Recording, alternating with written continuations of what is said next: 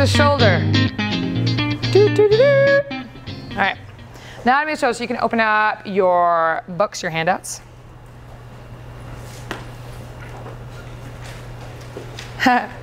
Hugging, touching, eating, checking in on Facebook, throwing a ball. All of this is possible because you have a shoulder, right? Reaching into the world. So the shoulder is how we reach out and touch. And in fact, in Samkhya and yoga philosophy, we talk about the organs of action and how we actually reach into the world. And the organ of action is the hands, in kind of like in yoga philosophy. So it's like how we connect with the external environment oftentimes comes through our hands and through our arms and through this joint, this lovely joint called the shoulder. Now in vinyasa yoga, it's kind of a funny thing. We place a lot more weight. Are humans quadrupeds? No, we are not quadrupeds. We are not supposed to be weight bearing on our hands. And yet, in the yoga practice, somehow we love to do that all the time. So understanding how this joint, which is very mobile, understanding how to stabilize that and protect that in yoga practice becomes very important. So by understanding, by digging into some of this stuff that we're going to do today in this module, you're going to better understand kind of what's going on in the shoulder and how to take care of your students in class. And we're also going to link that as well to the dual actions, which you'll see. So the use of the most injured in the yoga practice, the shoulder?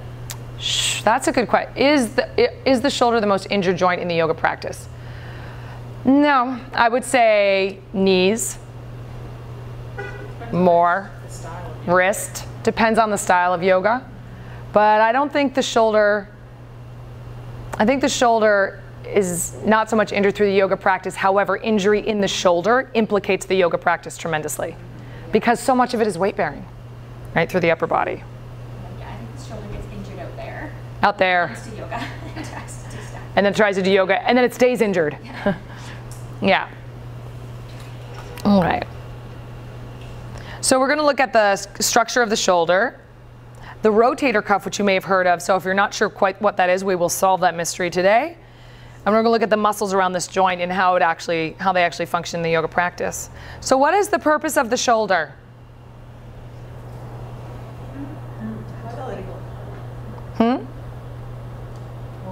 Mobility. Yeah.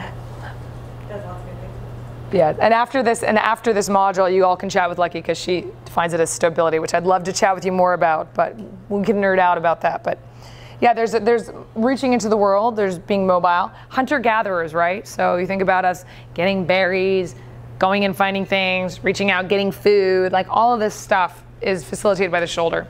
I sort of love like hugging. Hugging is facilitated by the shoulder. Has anyone had a shoulder injury?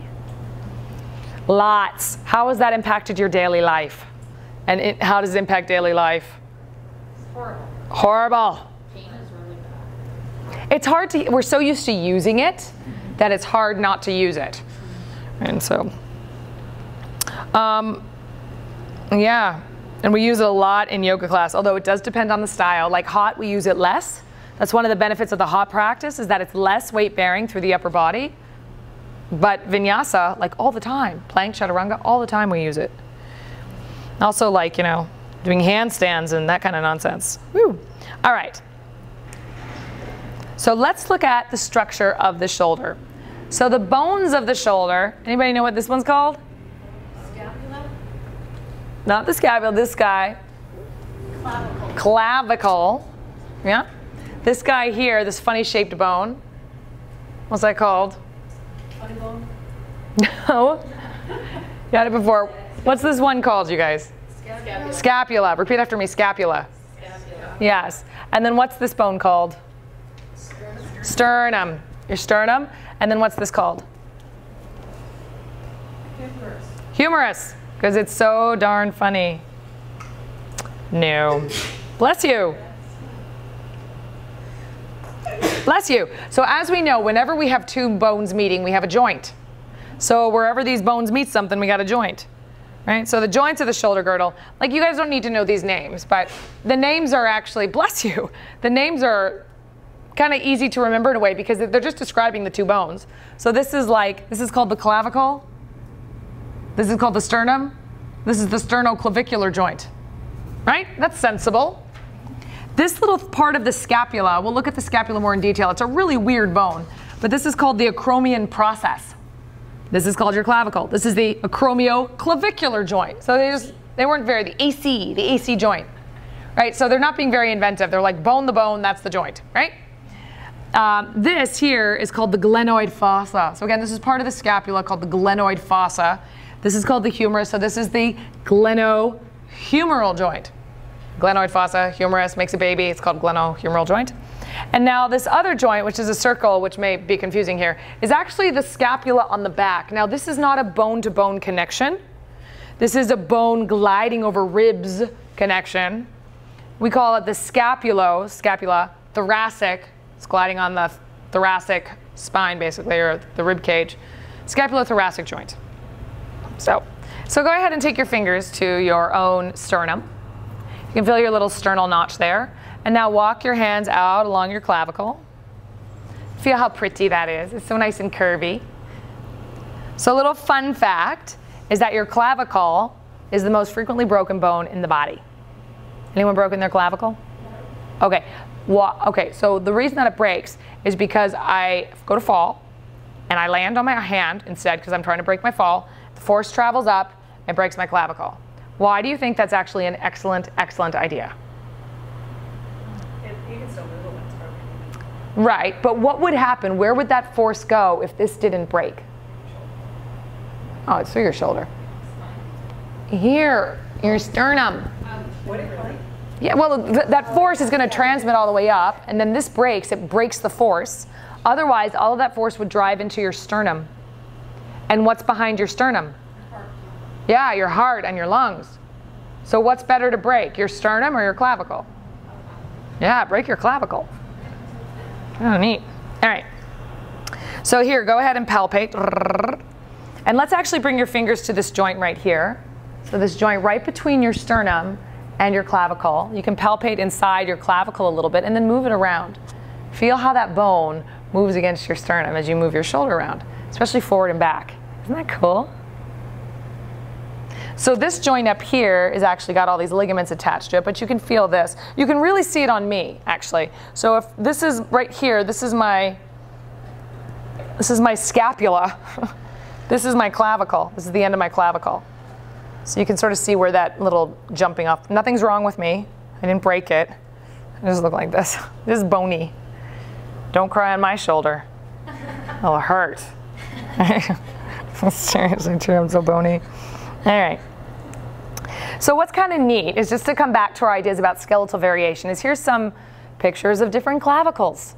Now I don't really know how much this would implicate movement, but it's good for us to keep in mind. I mean, short little clavicle, skinny little clavicle, big long clavicle, right? So, you know, in terms of how these bones meet and move and stuff like that, that could change how this stuff can all move around.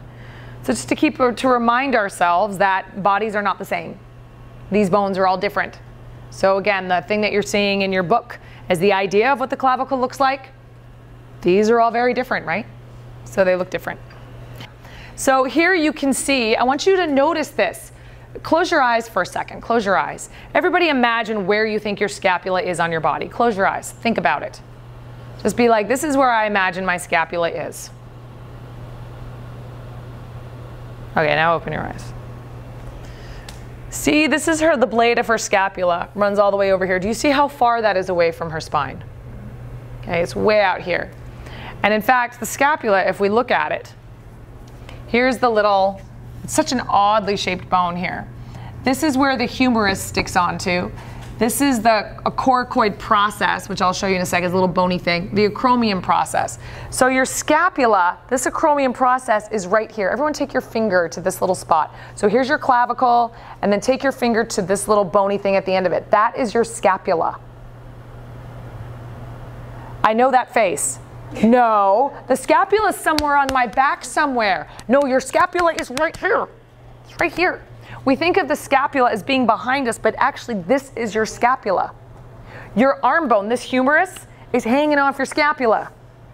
So we have a mind mapping problem where we have the idea of the shoulder blade as being somehow back there, but in fact it's right here. It's also back there. It's also back there. It's also back there. It's here. But it's very much to the side and to the front. And in fact, if you take your fingers, actually let's now touch our partner. So bring your hands to the back of your partner. So somebody stand behind you. And go ahead and reach across. Ask them if you can touch them. Reach your fingers around front and palpate their clavicle and trace their clavicle. And person who's being touched, this is your opportunity to do a little body-mind mapping inside. So walk your fingers across their clavicle all the way to the end, the bony part of their clavicle, where it hits their scapula. Okay? And now, against the back of their body, you can usually trace the outer borders of the scapula, the little bony ridge of the scapula, down. So usually you can feel that top little ridge. See if you can find the little triangle points of the bottom of their scapula. Okay, folks, so the scapula, again, is very oddly shaped. So this is where the humerus tacks on. This is a weird little bony protrusion that sticks out. Your acromion process comes up and over like a shelf. So the acromion process is what attaches to your clavicle, AC. Okay? But this little thing, you can feel this. It's a little bony protrusion. So if you walk your fingers across your clavicle and then down, it's to the outside of your ribs. It's like, here's mine. It's a little bony finger of bone that sticks from your scapula forward. So this, I'm touching it right now. If you can't find it on you and you want to touch me, you're welcome to. Feels like a little nubbin of bone. It's an attachment site for muscles. It's like a chicken wing. It's like a little, you got a little chicken wing and then it's a little finger that sticks forward. It's right, I can feel it right here on me. This is also your part of your scapula. That's bizarre. It's bizarre. It's like the psoas. We can't see it, so we don't clock it. But this is what I want you to understand is that your scapula is like right here. And yes, it's on the back, but it's also intrinsic to all of this structure, right? So that's why when people are in plank and you say pull your shoulders back, it's really the scapula pulling them back so that they. It's your scapula. It's not your arms. It's not your arms. We'll get there. Okay. All right. Good. Good. All right. Okay. So, just like skeletal variation is in every single part of your body, so too it's in your scapula. So look at this guy. Scapula. Okay, here's the scapula. This is where the humerus hangs off. This is the weird little coracoid process thing that you just palpated. This is the acromion process. This is the sticky outy thing, the little elevator shelf. And notice how these, can we close that door? Notice how these, the sockets are situated. Just as a thought. Here's the socket like this. Here's the socket like this. Here's the socket like this. Maybe that would mean that the bones are hanging a little differently, would it not? So maybe somebody's versions of drawing their shoulders back might look like this, as opposed to like this, right? You have this like roof here. That might mean that someone's movement is implicated by the shape of that shelf. Some people, okay, so here's a point of debate, and I actually don't really know, and so we can have, everybody can participate. Some students I have found find it easier, you can try this with me, if they internally rotate their arms and lift them up, they find that uncomfortable. You can try lifting out to the side, lifting your arms up, internally rotation, it feels kind of crunchy. Whereas if they externally rotate their arms and lift up, that feels a lot more free. The idea being here, and again, I've heard debates either way on this, so I actually don't quite have an opinion except for what feels functional in your body. But the idea being that when you roll the humerus back and open, it tends to clear any obstruction there of the humerus banging into your acromion process. I don't know that I agree with that entirely, but I think that it's worth noticing that the shape of these bones might implicate how someone is able to move functionally. Do you have any opinions about that, physio? I love having experts. Yes, I do. I want to hear it. Let's hear it. Well, the humerus has like a little attachment point on it. Greater tubercle. Thank you. The greater tubercle, and so when you externally rotate, you move that greater tubercle out of the way, and so it doesn't impinge. Again, it depends on your anatomy, but I would say a larger percentage of people, that will feel external rotation feels better. There's also a little ligament, your inferior ligament, Ooh. that gets taut when your hands are internally rotated. Ooh. So there's this tension between that ligament and the humerus that will create tautness. So if you're hypermobile, you might be able to do that and have no tension. Cool. But if you are not hypermobile, you will definitely have tension with internal rotation. I did not know about that ligament. I'm so excited about that. That is so cool. So you would say legit the greater tubercle may impact impingement and movement. Yes. Sweet. Thank you. Love it. So external rotation, then we do a lot of that in yoga, right? Like, you know how we have our hands out in Tadasana, take your arms up? So it's not so random, right? That everything, remember down dog, external rotation of the upper arms? Yeah, remember down dog, we did that? Right, so there is a link in there, perhaps to the functionality of doing external rotation in the upper arms rather than doing this in down dog, right? Cool, thank you. So far so good? Okay. All right, good. So let's look at the joints now. So the glenohumeral joint, so basically that's this bone to your scapula, is what kind of joint, everybody? It is, well, yes, it's a synovial joint, but what kind of synovial joint? Yes, what's the shape? The two bones meeting, what's the shape that they have? Thank you, ball and socket. But it's really more like a ball on a plate. So like our hip is really more of a ball and socket joint, but the shoulder, the glenoid fossa is really just like a slightly concave, I think concave dish with the ball on top of it. What does it mean that it's a synovial joint? Let's just cast our minds back. What does a synovial joint have? Fluid, that's right. It has the synovial fluid inside of it. So it has a joint capsule. So it's surrounded by a connective fluid, kind of like little baggy, and inside synovial fluid is secreted in order to facilitate the movement of the joint. So here's a little picture of the glenohumeral joint. This part of the scapula is very shallow.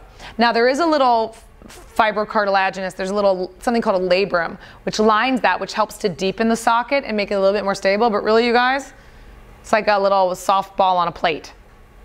There's not a lot of bony stability. So because there's not a lot of bony stability, one, we can move it a lot, yay, but where does stability need to come from if it's not coming from the actual bones themselves? The ligaments and stuff around it? Yes, ligaments and stuff around it. So in this case, it's also this tendinous sheath called your rotator cuff. So if I'm not getting a lot of bony stability just by the shape of the joint, something else has to stabilize it. In this case, muscles, tendons, and of course there's some ligaments around there too. Well, this is where it is. Oh, you know what? One thing I want to point out to you guys, bring your fingers back here for a quick sec. The only place that this whole structure, collarbone, scapula, humerus, this arm, the rest of it, where is the only place that this connects to your skeleton, the rest of your skeleton, your axial skeleton? Where does it connect? Here. This tiny little joint is the only place that this whole thing attaches via the bone to bone. Just take that in for a second. That's a lot. I know. So as you move this whole thing around, the only little joint that's connecting this in is right here. Pretty crazy, huh? So because the shoulder girdle doesn't have a lot of like bone-to-bone connection, how do you think all of this is also stabilized? If it doesn't have bony stability, what's stabilizing this? Muscles. Okay. So the shape of the glenohumeral joint, here you go, here's another version of it. Super, super shallow. Super shallow. What keeps the joint stable? A tendinous cuff. It's wonderful. So is the glenohumeral joint inherently stable or mobile? Well, it tends to be it tends to move a lot, which means that we need to find a way to stabilize it through muscles. But it tends, like in comparison to your hip, right? This has a huge range of motion. So it tends to move around a lot. And it's not usually weight bearing. So because this is a less stable joint than, say, your hip, which is a ball and socket joint, which has more bony stability, that means we need to find some way to stabilize it through our muscles and our ligaments. Hence, enter something called the rotator cuff. So the rotator cuff is actually a series of 4 muscles which attach from your scapula to your humerus. So if you imagine your scapula like a little triangle, these are 4 muscles that slurp onto the scapula and then slurp onto the humerus and hold it. So it's like a tendinous, remember tendons connect muscles to bone. So there's a tendinous cuff right around your humerus to kind of like hold it in place and to move it. Because as you move around and lift your arm overhead, there's all these little micro adjustments that need to happen to let that stay in the socket. And so it's like a little puppeteer committee that helps to move that ball around. These 4 muscles together are called your rotator cuff. And they attach from your scapula to the head of the humerus. This is a view from the underside. So this is a view from the top or from the back. And this is a view through. You're actually looking at the front of your scapula.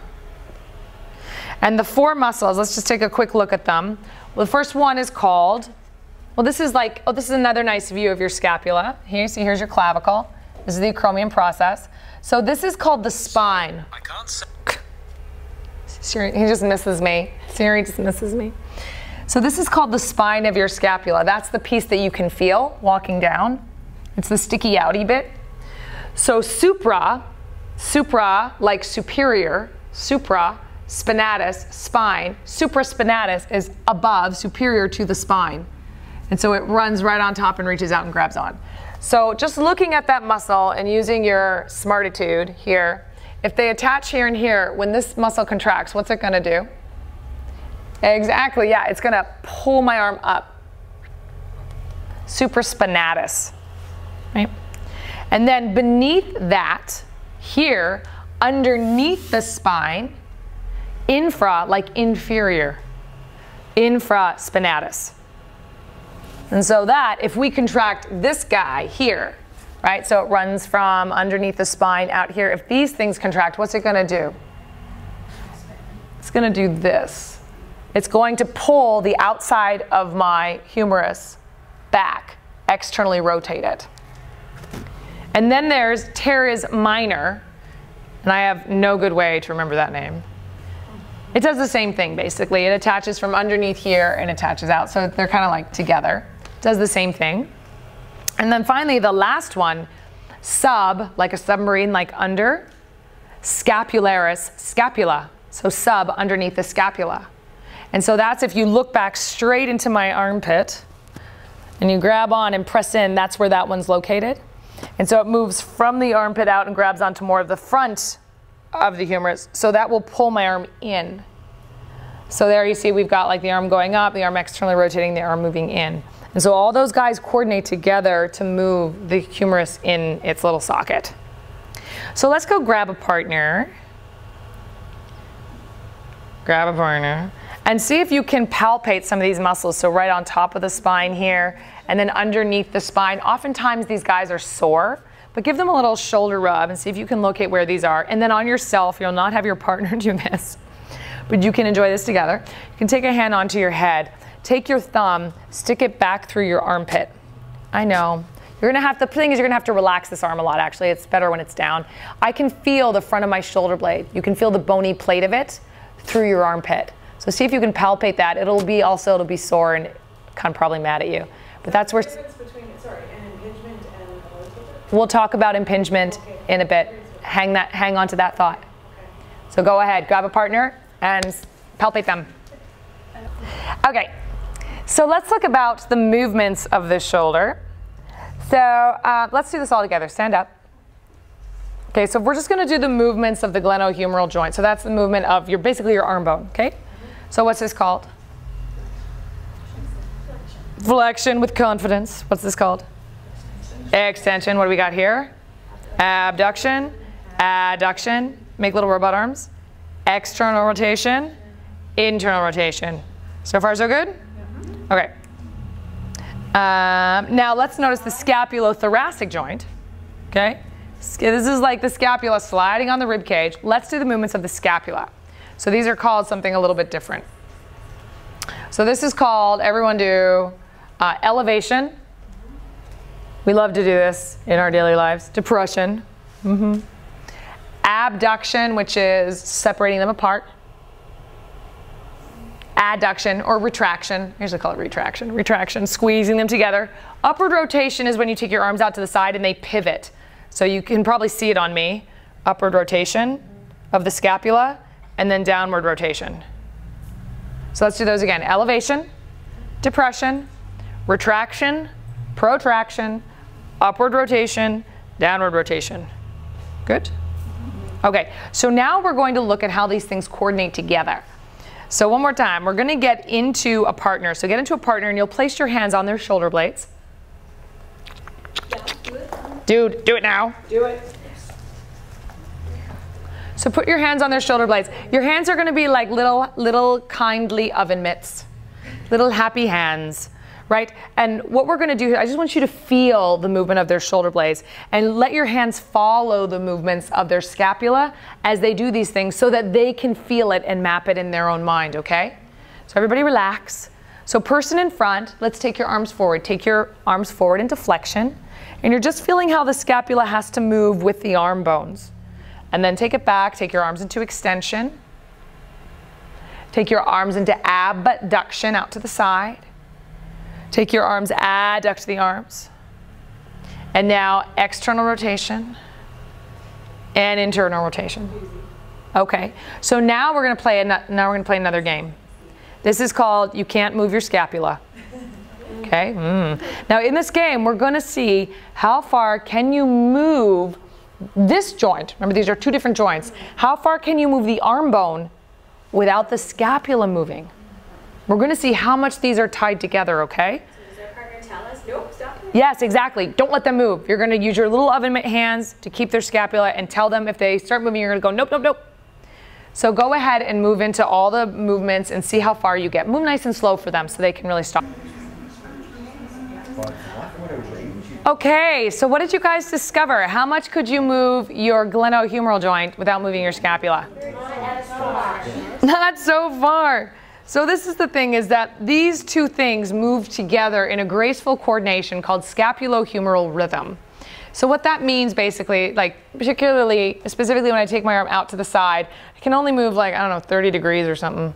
And then from there, these two things coordinate together. So the scapula has to go and upwardly rotate. You can see it on my body in order to take my arm up and overhead, right?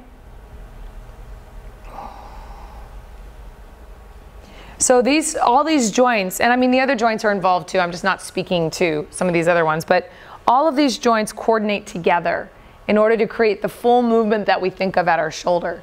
So it's like a little orchestra happening every time you move your arm up and overhead. So the moral of the story is that for full range of functional movement, these things have to work together. Now, I'm also going to put in a little pitch here actually, because I hear some weird cueing out there. Now, I don't mind us saying weird stuff in yoga class that isn't anatomically accurate, like plug your arm bone into the socket.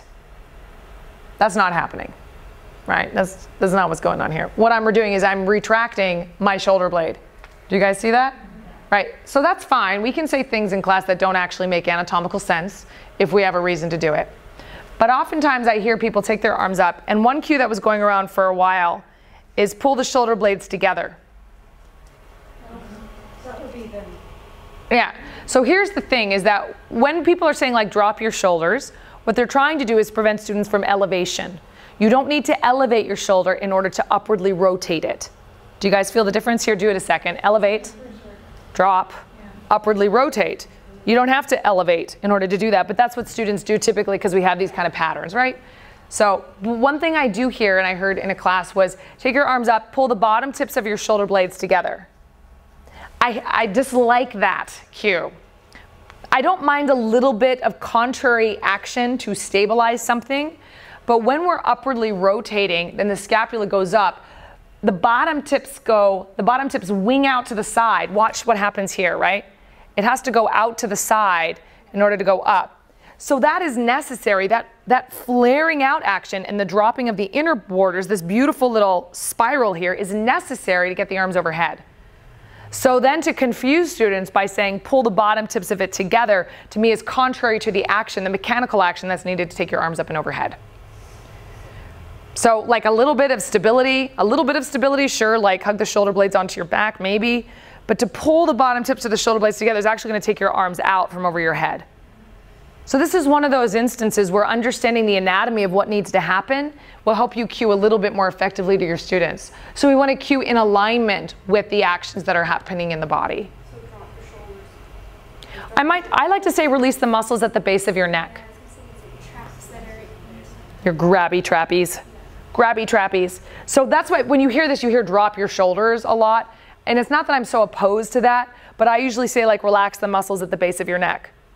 Something like that, rather than pull your shoulders down. Like I just want to be careful about some of that language that you might use that could be heavy-handed.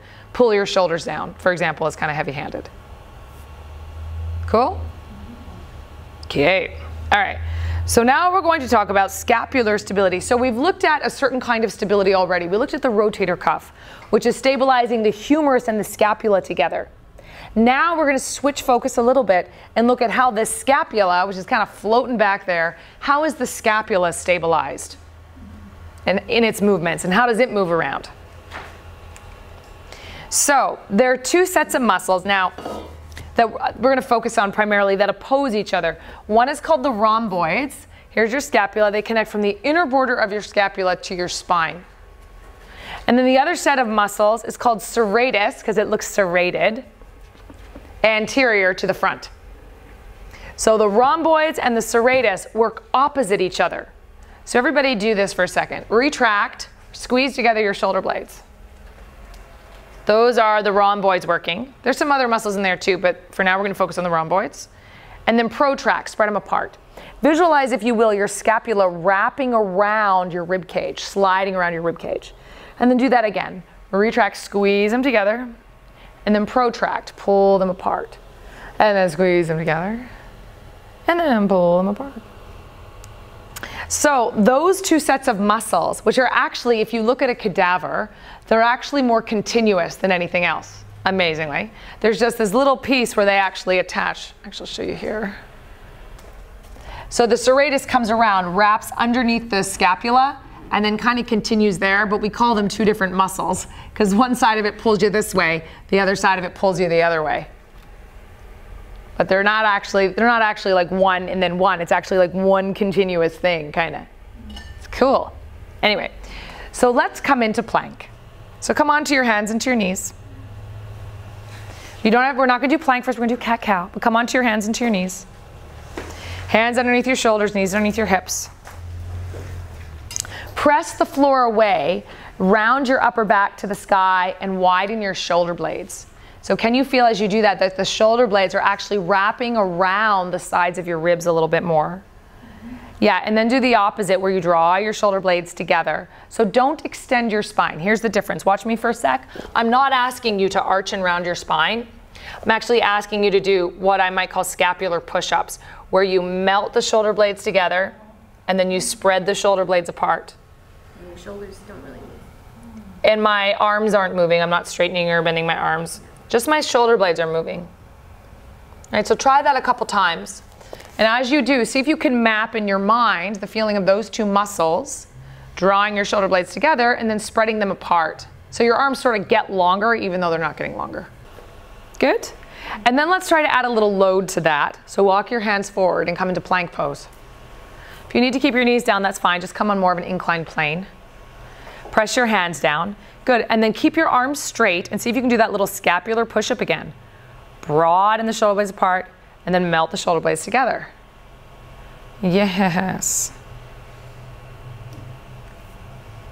Good.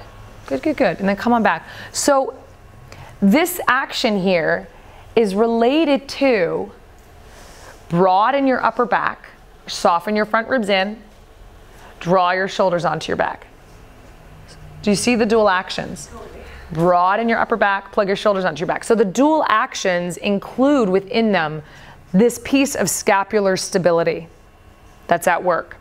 Now, in what kinds of yoga poses do you think having this stability through the shoulder blades is going to be particularly important? Plank, for sure. Chaturanga, yeah. Should we go there? We may go there. What else? Well, anything where you're weight bearing in your arms, right? So what are some poses where you're weight bearing in your arms and not even your feet? Handstand. Crow. In those poses, how your scapula are stabilized on your back is a big deal. So that's why we want to cultivate that awareness in our students. So come on over here, you guys. Let's look at chaturanga. Can I just ask, so when you're doing that dual action, yes, with the rhomboids and the serratus anterior, so they're, in that instance, they're doing opposing things. Yes, well, they're working isometrically. Okay. If I'm not moving, like here, my serratus is working here, and my rhomboids are stretching. Here, my rhomboids would be engaging, and my serratus, is stretching, right? So they're working oppositionally to each other, and when I'm just stabilizing, they're isometrically both working to keep the scapula from sliding around, right? So in poses where I need to really anchor my shoulder blades on my back, those two muscles work together to keep things stable. Gotcha. The idea. So come over here in chaturanga. You don't have to be on camera, but I want to show you.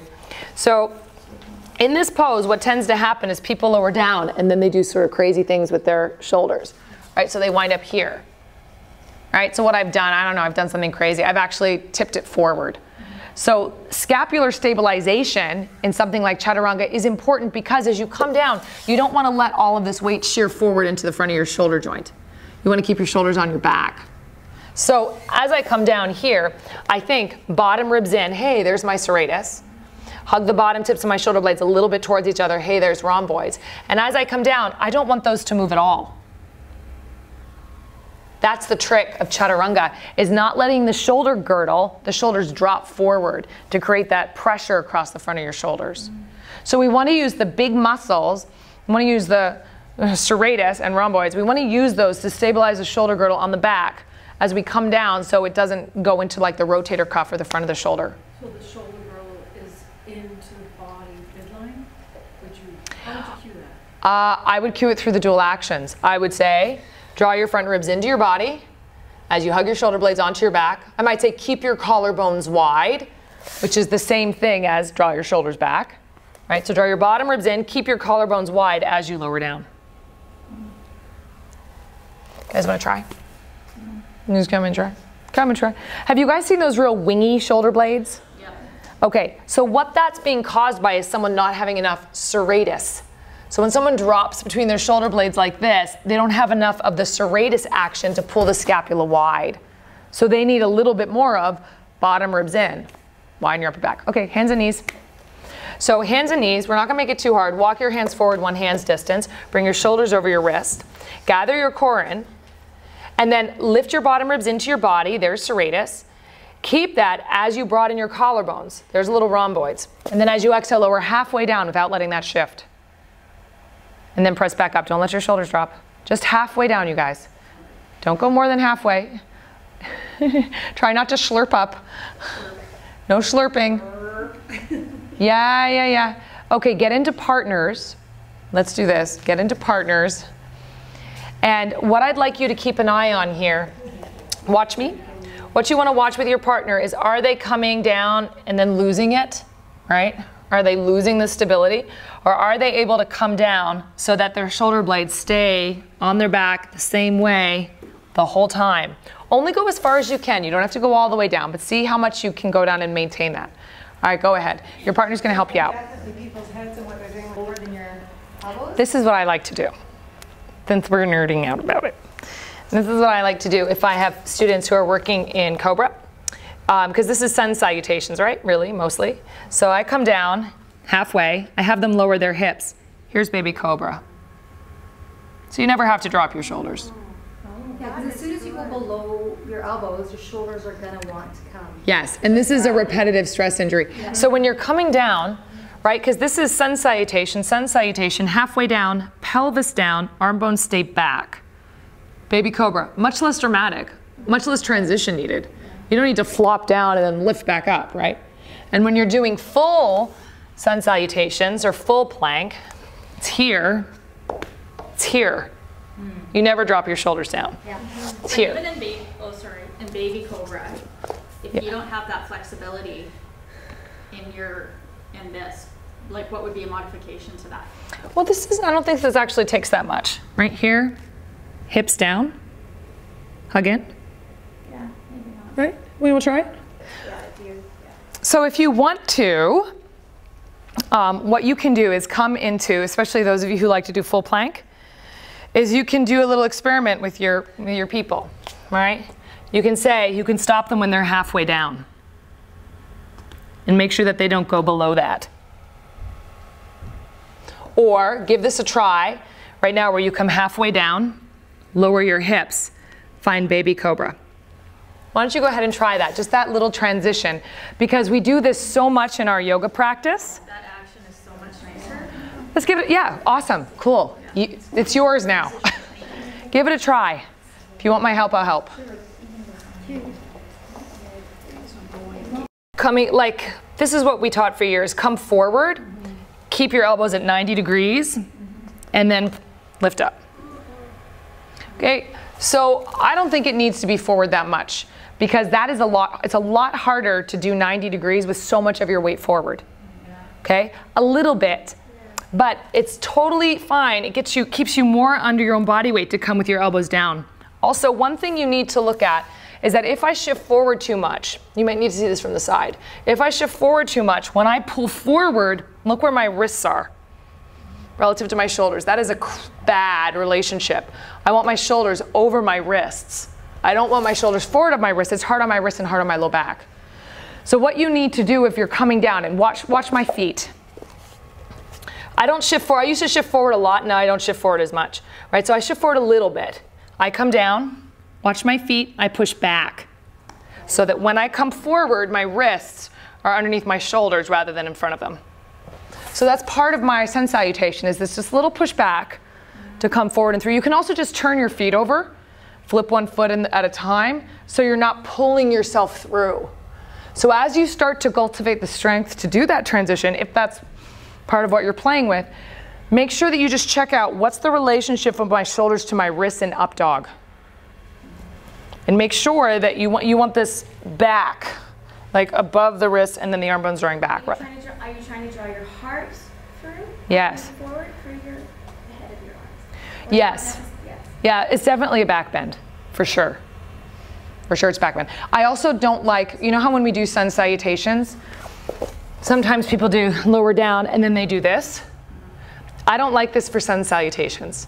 Sun salutations are about activation, strength, and generating heat.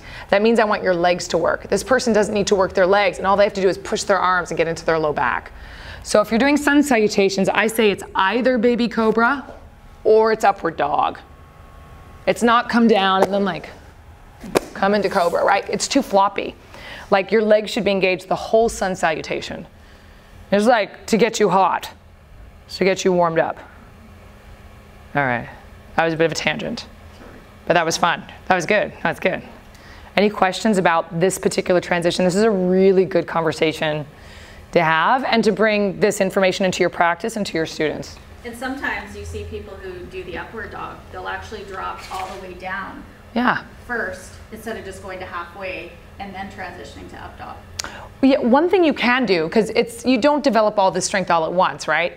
So one thing you can do is you can do this, come halfway down, and then you could start in your baby cobra and work into your up dog. So you don't have to do like full plank to up dog immediately. You could do this and then move into up dog from there as you're starting to practice those transitions. But here's my sort of own personal issue is I've been doing this for a number of years and it's never been explained properly to me. It's just up dog, down dog, and I was really floppy for a long time until I went, oh, I'm supposed to engage my. I didn't know that until about 3 years ago. It's really not. It's not cute. Yeah. You have to go to a workshop on how to do a sun salutation in order, because people flow through it in class. So once a year or so, I'll do a class and I'll change one of my public classes basically into a sun salutation workshop. Okay, so now that we've looked at the rhomboids and serratus, now we're looking at some of the other muscles that affect the scapula. Traps, which we're all familiar with. These lie on top of the rhomboid, so the rhomboids are underneath here. And these do a similar action to the rhomboids, but it also does other stuff. Because you got all these fibers moving into different directions, so they move the scapula in a bunch of different ways, but they also do pull the scapula together, right? Like that. Your deltoid, this nice little tear-shaped muscle on the outside of your arm, right? Lifts your arm up. The anterior fibers may internally rotate the arm. The external fibers may, or the posterior fibers may externally rotate the arm a little bit. So the deltoid is a little bit like your glute medius. It's a fan-shaped muscle that does this. We're very similar, bottom and top. Then we have the lats, latissimus dorsi, the biggest, widest muscle of the back. Latissimus means the widest, dorsi, like dorsal means back. Right, so it comes up, slurps underneath and then grabs onto your inner arm. So this muscle looks really big and imposing. It looks like, it's a big muscle. When we did our dissection, we couldn't find it. A non-swimmer. A non-swimmer. That's just to say that it was like embedded in fascia and fat, and we like accidentally threw it out. Okay, so things are not always as obvious as you think. We were like, where'd it go? And Gil was like, I think you threw it out over there. He was over there, and we're like, oh dear. Right, so this muscle, if it attaches from here into the back body, its action is going to be to pull the arm down, back, and in, and internally rotate it. Does that make sense? So if you imagine this guy pulling down, extending the arm, and then as it pulls the arm bone back, if it's fully contracting, it's going to pull the arm in and internally rotate it. So what kind of poses? Say this muscle is tight. What poses are going to be hard in yoga? Wheel. Yes, wheel is going to be hard. What else? Why? Yes, exactly right. So this position, if it likes to be internal and back, then that means that external and up is going to be super hard, which is one of the reasons why we are always bending our elbow, turning our arms out, doing this. Like, I'll just make it easier by bringing my back forward. So if the lats are tight, if this whole thing is tight, this action is going to be hard. Handstand will be hard. Downward facing dog is going to be hard. So now you know why. Now you know why we bring the arms up and do this all the time. Because these guys are tight. This is the pec. Pec major. Underneath it is pec minor. See how it attaches onto that little sticky outy bony thing? Pec minor is the one that pulls you forward and does this. So that's why if you go to your physio or your RMT, they're going to dig their little thumbs in there and they're going to loosen that up. They're going to be like, ow. Because it's the thing that's like here and hunchy all the time. Pec major, if this is engaged, we were doing the pec push-ups yesterday, it's going to draw your arm forward. So these are the muscles that attach from your chest, from your thorax to your humerus. So we were looking at the muscles that attached your scapula to your back body. Now these are the muscles that attach your humerus directly to your body. All right, in fact, everyone take your fingers, your little hands, and stick it into this spot and give yourself a little massage. You guys feel that? Like inside, a little bit more inside. Yeah. Just feel down here. Usually it's a little sore and grotty in there because pec minor is like our texting friend. So those are the major muscles of this whole shoulder complex. So what we looked at, just to break it down, is we looked at the muscles that attach the scapula to the humerus called the rotator cuff. Those are the little guys that stabilize your shoulder blade to your humerus, to your arm bone. Then we looked at the muscles that stabilize your shoulder blade onto your back. Particularly, what are the two that are key in scapular stabilization? What are the names of them? Rhomboids, right? Squeezes, rhomboids retract. And then the one that does this? Serratus, it has little bite marks on it, looks like little teeth. Serratus anterior to the front. So those two, rhomboids and serratus anterior, are what we call, in this particular context, the muscles of scapular stabilization. And they're important to our dual actions. Okay, then we looked at some other muscles that affect the scapula, the traps, for example. the deltoid, which attaches to the scapula. And then we looked at a couple muscles that actually just work the arm bone, the pec, the lats. Okay, and that kind of covers our, I don't know, adventure through the woods of the shoulder. So now we'll look at some common injuries. So something called impingement. So impingement is when soft tissue gets squished between two bony surfaces and it really shouldn't. It's when something gets stuck. So in the shoulder here, you have a bunch of tendons. You have tendon from your bicep tendon that comes on up here, and a bursa. Bursas are little fluid-filled sacs that help to, you know, basically that give support or like shock absorption. They help things from squishing. So anyways, you have some soft squishy structures in here. So if, when you lift your arm up, here's that tubercle we were talking about. If that's not out of the way and that hits against this bone, these little guys in here could get squashed. Or if your rotator cuff isn't working and firing correctly, then something could get squished. Or in like my dad's case, my dad just had shoulder surgery because little bony spurs grew in there and closed the gap of this space so that when he moved, again, those little soft tissues would get stuck. So that's called impingement, shoulder impingement. Is that like from an injury or? No, just time, being old, movement and pressure in there. Some bone grows under pressure, so something was happening. Yeah. So when you, as in yoga, what we've discovered is that ways to avoid impingement is to externally rotate the upper arm to clear that tubercle out of the way. And the other thing you can do is let your scapula move freely. So everyone do this. Bring your arms by your side. Now, without letting your own shoulder blades move, take your arms up, and things are going to start to feel really gnarly, right? Then let your scapula move.